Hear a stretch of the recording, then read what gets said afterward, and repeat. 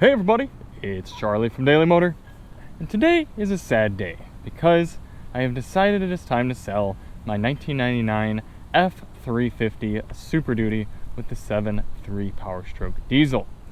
We picked this truck up entirely on happenstance. We were driving across the country and we were towing a trailer out with our Ford Maverick, moving from Michigan to California, and the Maverick's wastegate stopped building boost around Albuquerque, New Mexico.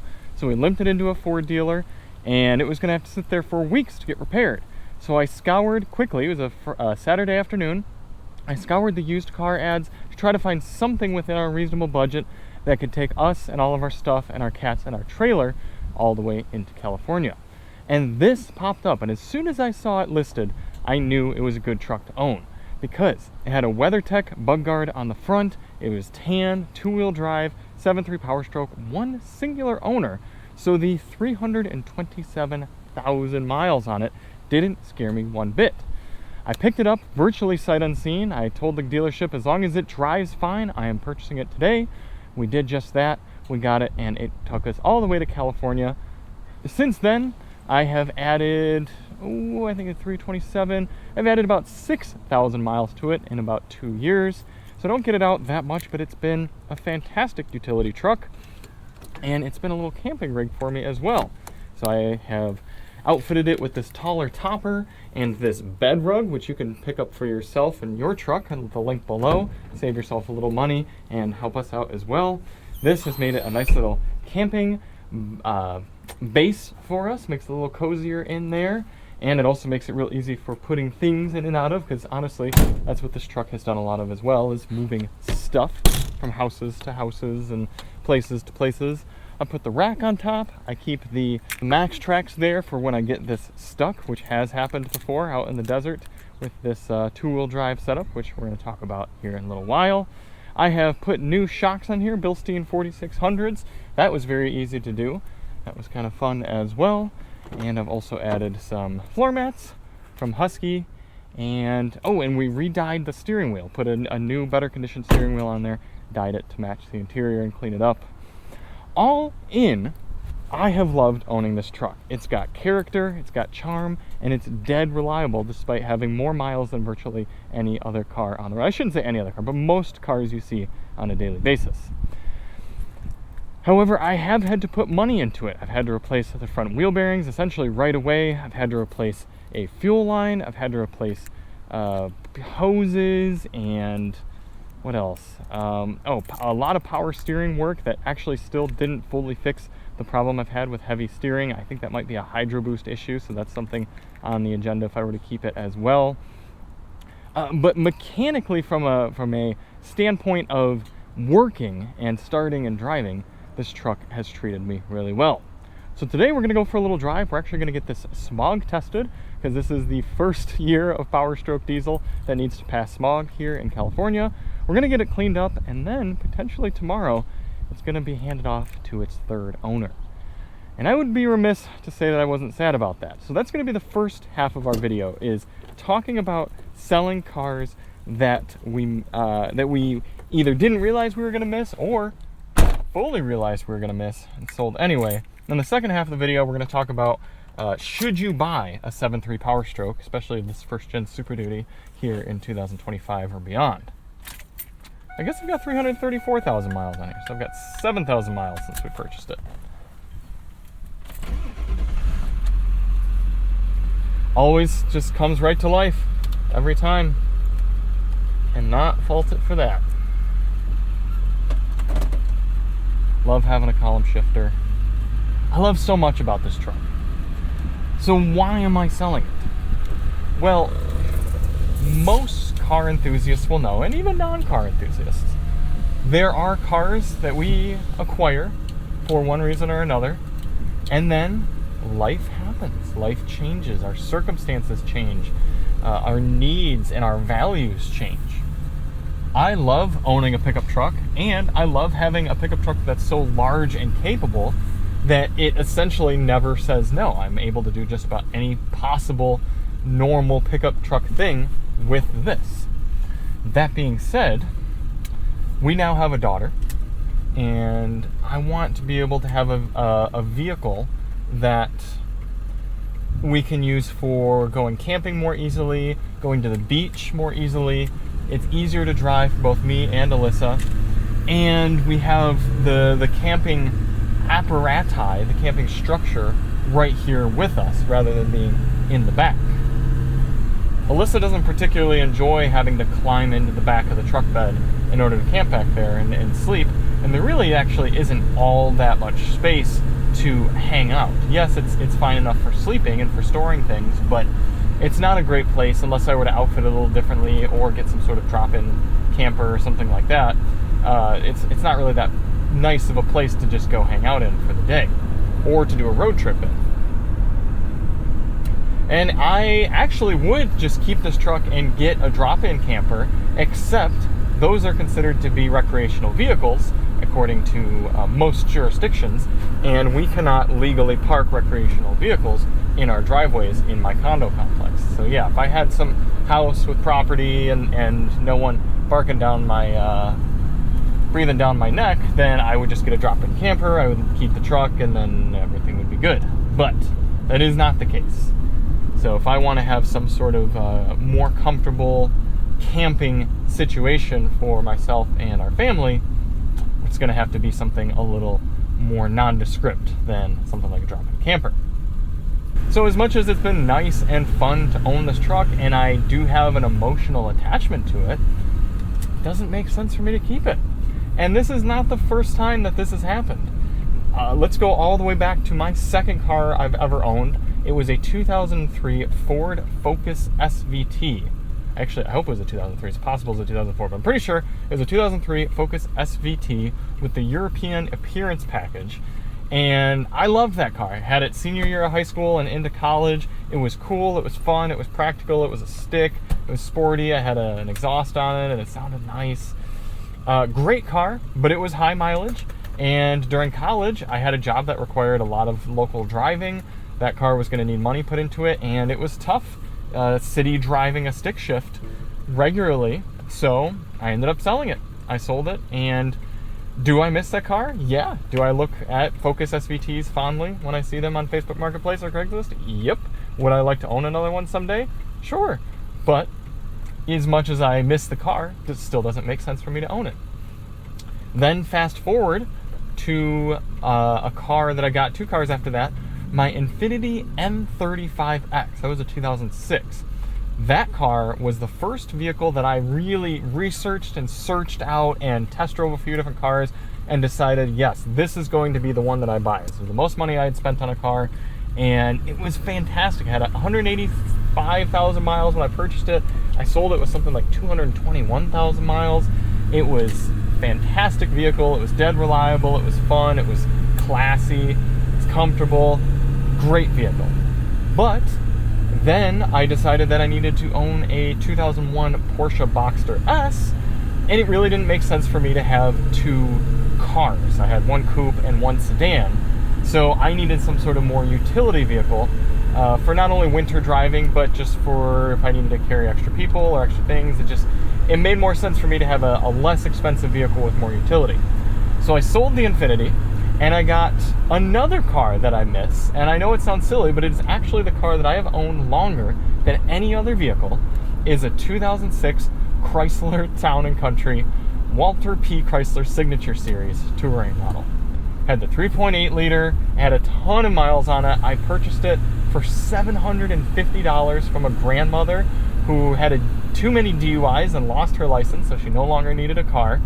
I scooped it up, I rehabbed it, and that was my utility winter beater for 5 years. I owned that for longer than anything else. And so, yeah, I mean, I've got an emotional attachment to a Chrysler Town & Country because I had memories with that car. It was silly. At one point, Nathan and I were driving it, and one of the struts blew out on a pothole in Ypsilanti, Michigan, and he and I had to limp it to my house, springing up and down on its spring, and then I had to change out the strut in my driveway. It was just a beater car with personality, and I was sad to see it go. And I can't gloss over the Boxster S that I owned. Also, that was a fantastic little vehicle. I had it for 3 years. It was my first car loan. I actually got a $12,000 loan on it to kind of practice having a car loan and see what it was like and pay it off, and all that went smoothly. I owned it for 3 years, but admittedly, a Boxster in Michigan didn't really make much sense because Boxsters are best around corners, and Michigan is well known for its straight roads, especially around southeastern Michigan. Not only that, but I started getting involved with the press cars by that time, and so between that and motorcycles, the 3rd year that I owned the Boxster, I only put 1,000 miles on it. And I also didn't love how, because it was mid-engine, it was a pain in the butt to work on. So, as much as that car was overall good to me, except for a water pump entirely exploding on a road trip, sold that, and eventually, after a few random cars, made it to the most recent vehicle that I had a goofy affinity for, and it was my, I think it was also 2003 Ford F-250 extended cab Super Duty with the 5.4 Triton V8. That truck was rusted out. It was a piece of crap. I'm pretty sure I got scammed when I bought it.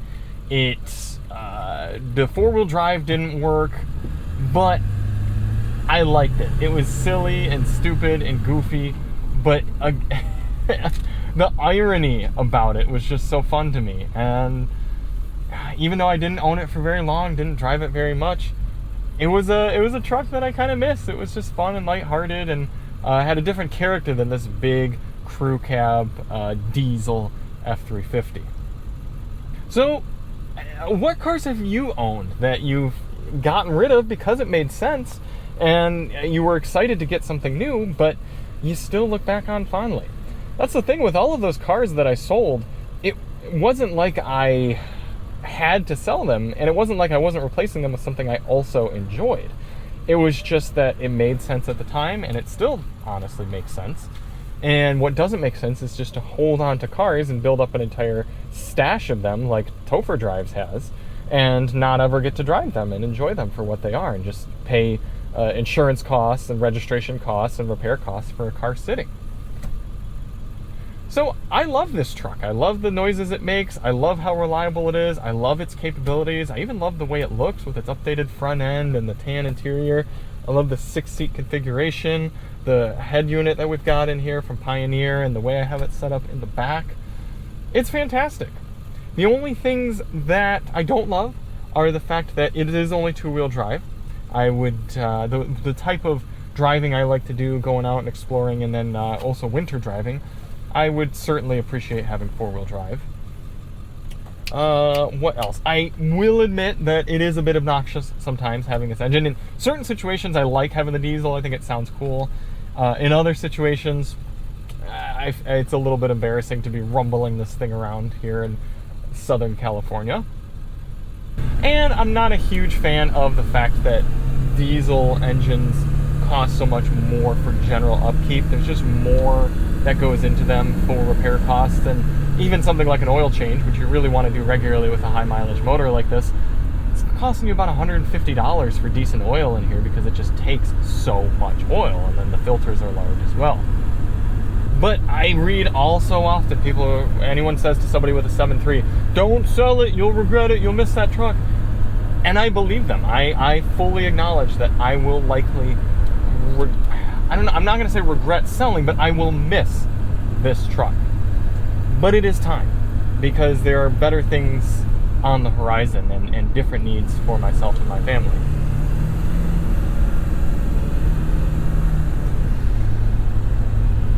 So I'm going to get it smogged, fingers crossed that it passes, and we're going to get it cleaned up. And then on the way back home, we're going to talk about, should you purchase a 7.3 Power Stroke for yourself here in 2025?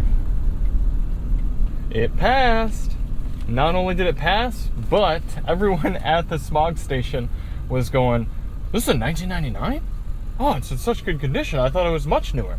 And I realized afterward they're probably also a little bit thrown off by the fact it's got the facelift on it. But it's making it that much tougher. That much tougher to sell it. Because everyone who drives it, everyone who spends time with it, they're like, man, this is a pretty cool truck. And it is. It really is. So, 2025, should you buy yourself a 7.3 Power Stroke? My my overarching answer is yes. If you enjoy the way these trucks look and they drive and their functionality, and you're gonna at least somewhat use the capability of a large truck, do it. I mean, there's never gonna be an engine like this again. There hasn't been an engine like this for almost, well, I guess stopped production in 2003, so 22 years, 23 years at this point. But the pre-emissions, pre-DEF, and such a simple, robust, overbuilt, and underpowered sort of powertrain, yeah, I would say go for it. Do it. Oh, we're coming up on a red power stroke right now, aren't we? Or maybe it's just a Super Duty. Let's see. Actually, I can tell from here. Yeah, it looks like it is probably a 6.0. Yep, so not a 7.3.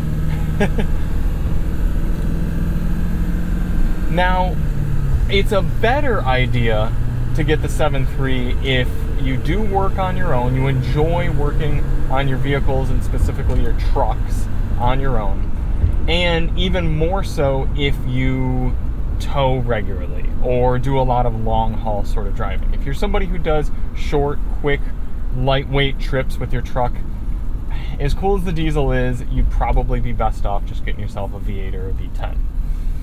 Now, if you're somebody who lets your vehicle sit for a long time or you do a lot of towing, hey, 7.3 is awesome. It's straightforward to work on for the most part. It's going to have fewer issues than the 6.0. Doesn't make as much power and it's not as cool sounding as the 6.0, but it's going to be easier to work on, and you're going to get such better fuel economy and reliability and longevity than the gas Triton motors that, yeah, do it. And it's cool. That being said, when things go wrong with this truck or when they just need routine maintenance, it just costs more. So make sure you understand that you're going to be paying more to purchase it, more to keep it up and running, more when something goes wrong. The only place you're going to be saved at all from the cost is just at the fuel pump.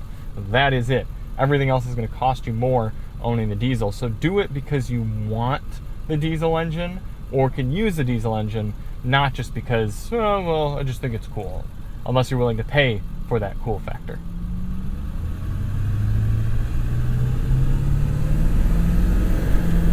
Yeah, it still pulls though.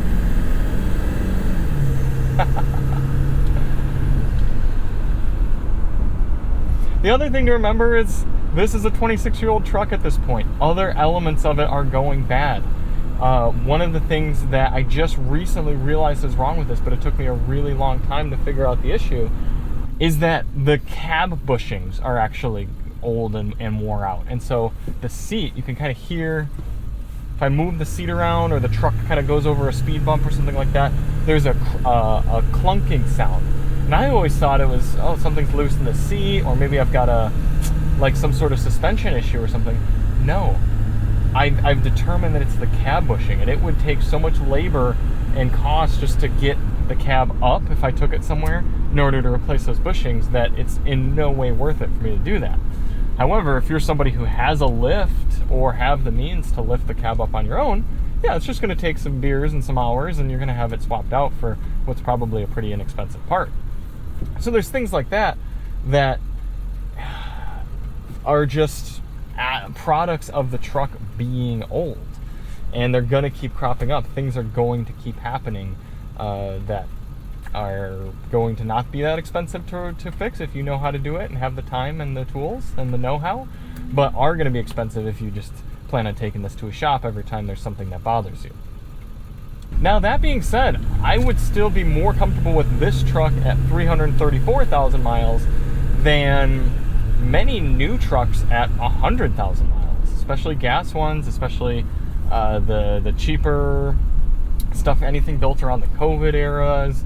It's just, there's so much more to go wrong, and it's going to be pricey, and they're built cheap, whereas this was built robust and simple and made to last, and it's proven the test of time. I mean, this has been maintained well, owned well, and it's held up.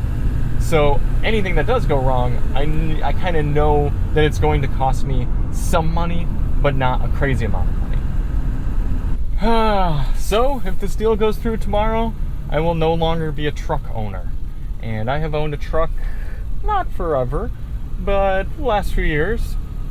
And if I end up being a van owner after that, it's just not going to feel as cool. But hey, priorities change, things shift. Will I own another first generation Super Duty someday? I think there's a pretty decent chance. I think I'd like to pick up something like a 2005 or 6, a V10 with fairly low miles, something around 100,000, and just have it as my hobby truck. A King Ranch would be awesome. Maybe a Harley Davidson. If I could find a what is those? An Armorillo? Armorillo would be, that would be so cool, the bright yellow ones.